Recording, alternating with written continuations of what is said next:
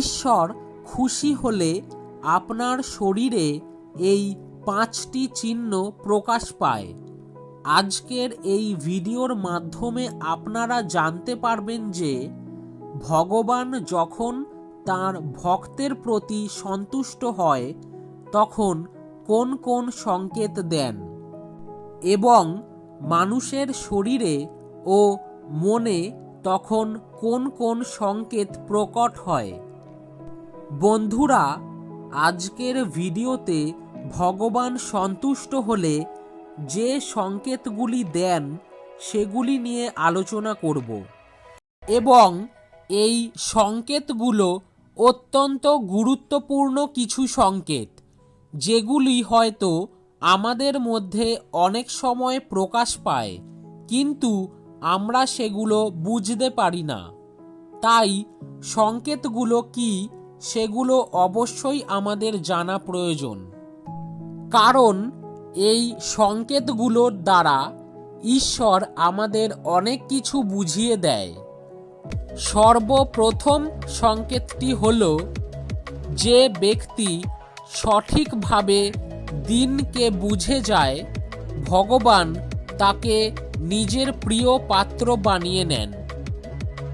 এই দুনিয়ায় ভগবান তো সবাইকেই দান করেন, কিন্তু যে দিনকে বুঝতে পারে, অর্থাৎ কি করে দিনের বেলায় সঠিক সময়ে সঠিক কাজে লাগায়, সেই ব্যক্তি ভগবানের খুব প্রিয় হয়ে থাকে। ভগবান যখন কারোর উপরে সন্তুষ্ট এবং খুশি হয়ে থাকে তখন তার চেহারা আস্তে আস্তে উজ্জ্বল হতে থাকে। তার চেহারাতে একটা আশ্চর্য রশ্মি চলে আসে, অর্থাৎ ভগবান যখন কারোর উপর খুশি হয়ে যায় তখন সেই ব্যক্তি পৃথিবীর সামনে তার নিজের কথার অঙ্গভঙ্গি হাসির মাধ্যমে প্রকাশ করে।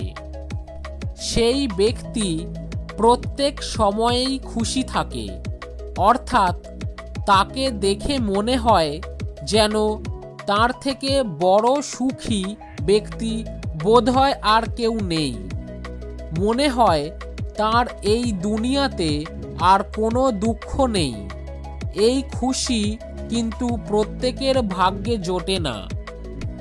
দ্বিতীয় সংকেতটি হল, অর্থাৎ সে প্রত্যেক অবস্থাতেই ভগবানের প্রতিশ্রুতির উপর আস্থা স্থাপন করে থাকে। তার কাছে কিছু থাকুক বা না থাকুক, কিন্তু তার হৃদয়টা এতটাই খুশি হয়ে থাকে যে যেন তার আর কিছু পাওয়ারই নেই। বন্ধুরা, এটা সব সময় মনে রাখবেন যে ধনী মানুষ শুধুমাত্র ধন সম্পদেই ধনী হয়ে ওঠে না, মানুষ ধনী হৃদয়ের দিক থেকেও হয়ে ওঠে। ভগবান বলেছেন যে ধনসম্পদ মাটির মতো, তাই এটাকে পায়ের নিচে রেখে দেওয়া উচিত। যদি তাকে মাথাতে চড়াতে যাও তাহলে সেটি শ্মশানে পরিণত হবে। আর মনে রাখবেন, শ্মশান কিন্তু কোনো জীবন্ত মানুষের হয় না। 3 নম্বর সংকেতটি হল, ভগবান যখন কারোর উপর প্রসন্ন হয়ে যান তখন সেই ব্যক্তির শরীরে এক আশ্চর্য শক্তি চলে আসে। তার হৃদয়ে ভগবান প্রদত্ত শক্তি প্রকট হয়ে ওঠে এবং কোনো প্রকার অশুভ শক্তি তাকে হার মানাতে পারে না। অর্থাৎ কোনো অশুভ শক্তির সাথে মোকাবিলা করার জন্য যে শুভ শক্তির প্রয়োজন হয় তা ভগবান তার মধ্যে সৃষ্টি করে দেয়।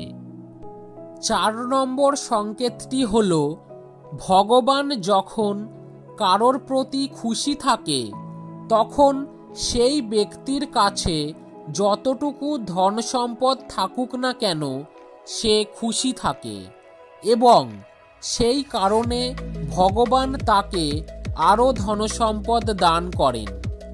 সে মানুষ যতটাই খরচ করুক না কেন, তবুও তার ধনসম্পদের কোনো অভাব হয় না। ভাগ্য মানুষকে এমনভাবে খুঁজে থাকে যেমনভাবে মৃত্যু মানুষকে খুঁজে থাকে। 5 নম্বর সংকেতটি হল, ভগবান যাকে প্রিয় পাত্র বানিয়ে নেন তাকে কখনো কখনো সামান্য পরীক্ষার মধ্যেও ফেলে দেন। তিনি আসলে দেখতে চান যে এই ব্যক্তি আমার সিদ্ধান্তের উপর খুশি হয় কি হয় না। যে ব্যক্তি ভগবানের সিদ্ধান্তের উপর খুশি হয়ে যায়, সেই ব্যক্তি ভগবানের খুব প্রিয় ব্যক্তি হয়ে ওঠে। আবার যে ব্যক্তি ভগবানের সিদ্ধান্তের উপর খুশি হয় না, তারা বলে যে এটি আমার সাথে কি হয়ে গেল, আমি তো ভগবানের নিয়মিত পূজা করে থাকি, তাহলে আমার সাথে এমন কেন খারাপ হচ্ছে? আমি তো খুব কষ্ট করে থাকি, তাহলে আমার সাথে এ সমস্ত জিনিস কেন হচ্ছে?